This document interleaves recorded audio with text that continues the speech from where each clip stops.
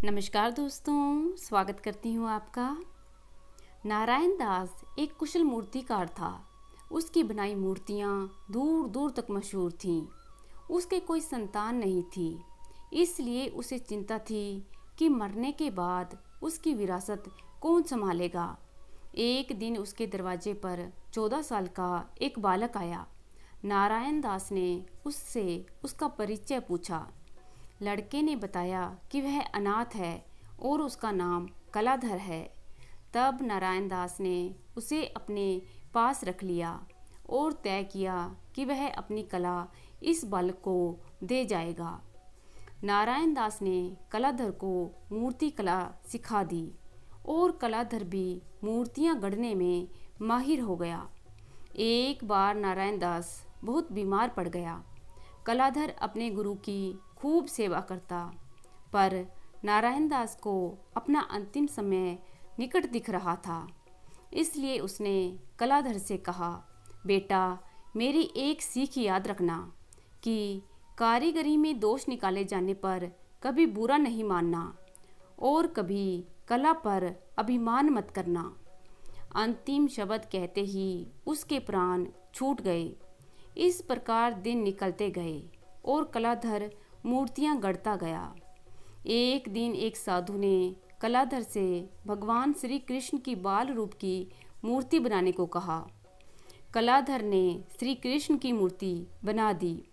कृष्ण की मूर्ति देखकर साधु ने कहा, वाह, बहुत ही सुंदर मूर्ति बनाई है, तुम्हें क्या मोल चाहिए? कलाधर बोला, महाराज, केवल आशीर्वाद दीजिए। साधु ने कहा, ठीक है, तो तू देवलोक की वाणी समझ सकेगा। और फिर साधु वहाँ से चले गए। एक दिन कलाधर मूर्तियाँ गढ़ रहा था, तभी उसने देवलोक में दो व्यक्तियों की बातें सुनी।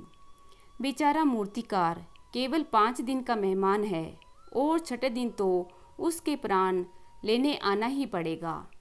मूर्तिकार समझ गया कि ये यमदूत हैं। अब मौत का डर तो सबको होता है, सो उसे भी हुआ। वह मृत्यु से बचने का उपाय सोचने लगा। उसने हूबहू अपने जैसी 5 मूर्तियां बनाईं और छठे दिन वह उन मूर्तियों के बीच सांस रोककर स्थिर बैठ गया। यमदूत आए। वे बुरी तरह भ्रम में पड़ गए कि इसमें से कौन असली मूर्तिकार है। वे उसे पहचान नहीं पाए और खाली हाथ लौट आए। यमराज ने क्रोध में कहा, आज तक मेरा कोई भी दूत बिना प्राण लिए नहीं लौटा, तुम कैसे वापस आ गए? जैसे भी हो उस मूर्तिकार के प्राण लेकर आओ। यमदूत फिर मूर्तिकार के पास पहुँचे, पर अब भी वे उसे पहचान नहीं पाए। अचानक एक दूत को एक युक्ति सूझी। उसने अपने साथी से कहा, वाह, क्या मूर्तियां बनाई हैं मूर्तिकार ने, फिर भी मूर्ति में कुछ कमी है। इस मूर्ति की एक आंख बड़ी और दूसरी थोड़ी छोटी बनाई है। मूर्तिकार से अपनी कला में दोष सहन नहीं हुआ।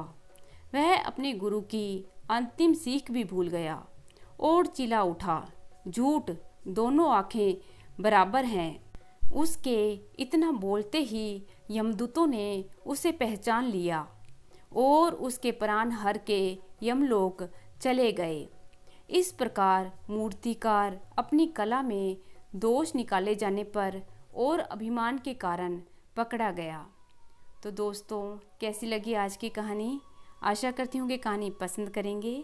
धन्यवाद।